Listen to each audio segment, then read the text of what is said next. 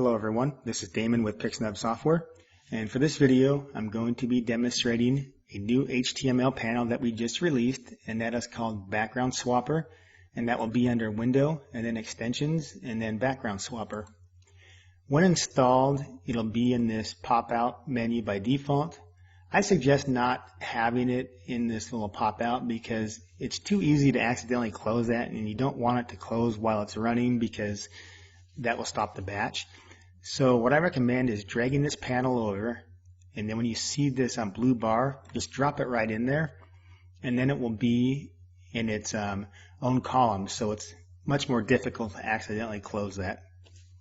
Now what this does is it will replace multiple backgrounds for every image that's inside of a folder, and I know Sports Photo Automation does that, but this is more tuned for school photography, and it's a much simpler workflow for school photographers.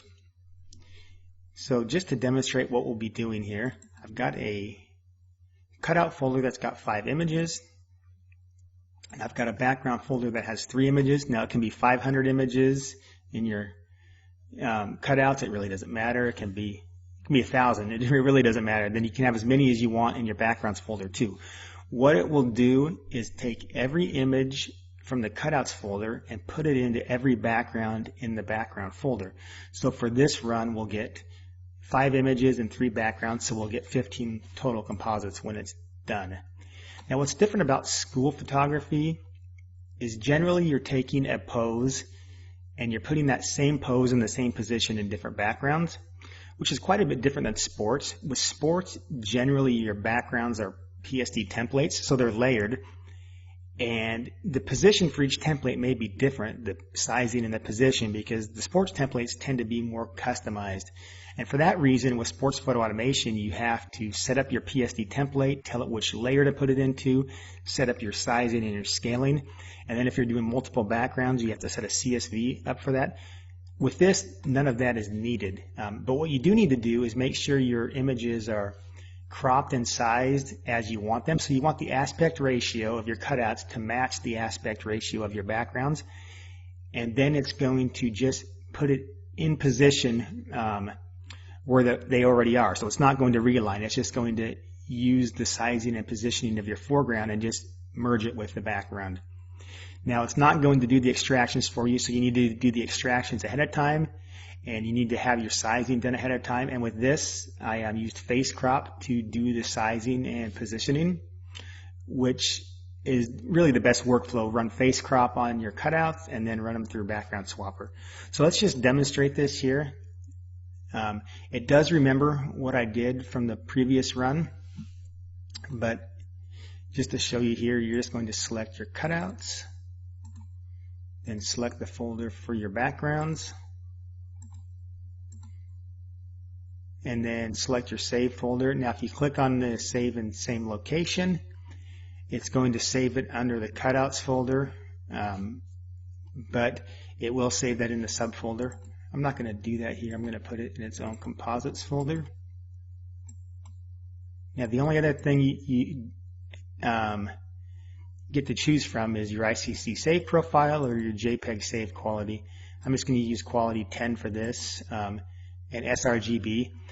Now what the ICC save profile is going to do is it's going to ensure that there is no color mismatching.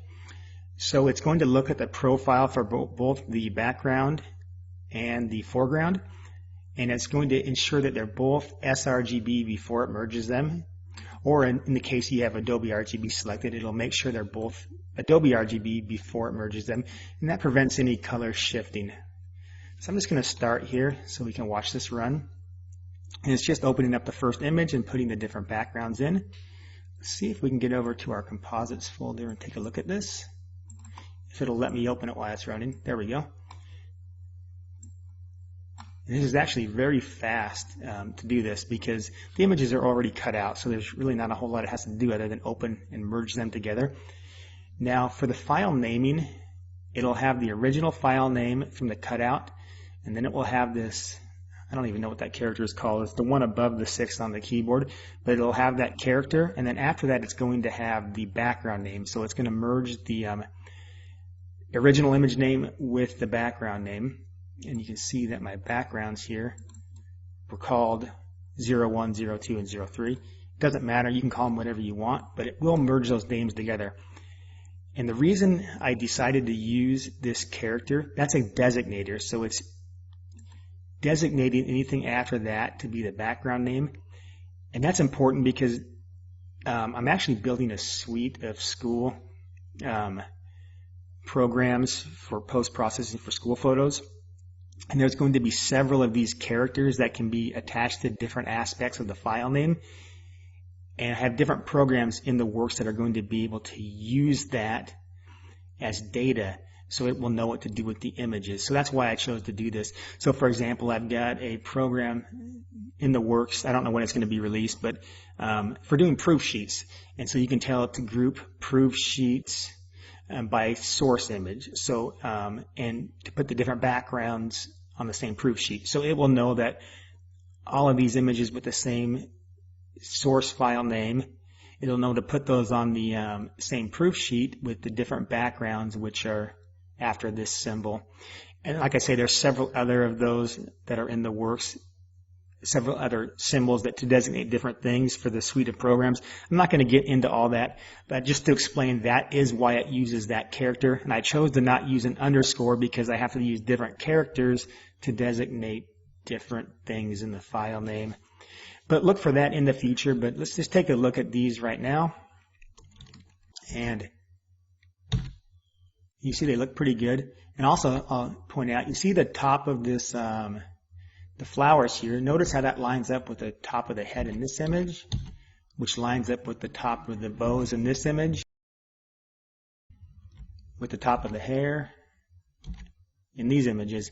And that is because I used the face crop system to crop and position these before I ran the background swapper.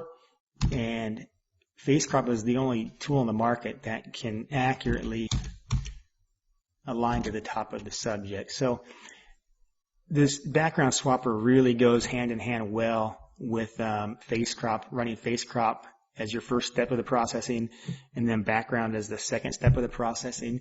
And then in the future, like I say, these file names will be named so that you can have other programs that will use those for other processing steps in your workflow. Anyway, thanks for watching, and if you're interested at all in background swapper, please be sure to visit our website, that is pixnub.com.